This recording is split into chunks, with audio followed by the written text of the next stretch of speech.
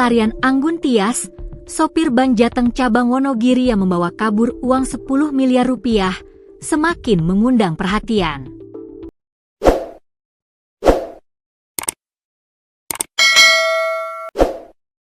Setelah melarikan uang dalam jumlah fantastis itu, ia langsung membeli rumah seharga 140 juta rupiah di Padukuhan Pejaten, Giriwungu, Panggang, Gunung Kidul, Daerah Istimewa Yogyakarta. Tak berhenti di situ, Anggun yang mengaku bernama Dwi kepada warga sekitar juga menggelar kenduri sebagai bentuk syukur atas rumah barunya. Mengundang sekitar 8 orang warga untuk menjadi saksi dan kenduri terkait akan dibelinya rumah tersebut dan akan ditempati, kata Sarwanto, warga setempat, Selasa, 9 September 2025. Kenduri syukuran rumah baru. Menurut Sarwanto, makanan untuk kenduri berasal dari Bambang, warga Giri Cahyo, yang menjadi perantara jual beli rumah. Rumah itu sendiri sebelumnya milik adik Sarwanto yang kini tinggal di Kalimantan Timur. Meski harga rumah disepakati 140 juta rupiah, pembayaran baru dilakukan sebagian sebesar 70 juta rupiah.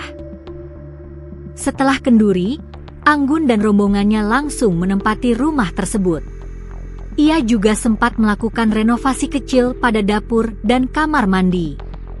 Kini, rumah itu dihuni 4 orang, 2 pria dan 2 perempuan, salah satunya seorang nenek berusia sekitar 70 tahun.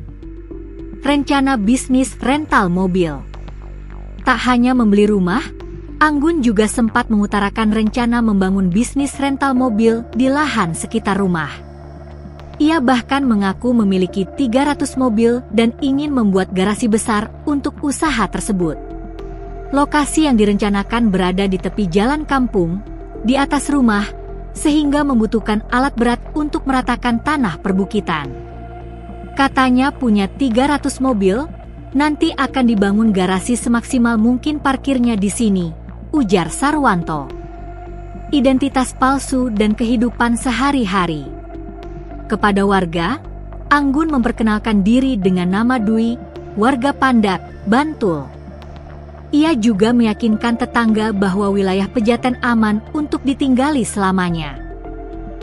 Bapak saya sampai ditanya soal keamanan, lalu dijawab kalau pencuri masuk sini pasti tidak bisa keluar, kata Sarwanto. Meski begitu, warga kaget dengan proses pembelian rumah yang berlangsung sangat cepat, hanya beberapa hari setelah ia datang ke kampung tersebut. Rencana Anggun terhenti setelah polisi berhasil membekuknya di rumah itu pada Senin, 8 September 2025, dini hari. Dari penangkapan tersebut, polisi juga menyita barang-barang yang dibeli dari hasil uang curian, mulai dari rumah, mobil Daihatsu Ayla, hingga perabot rumah tangga.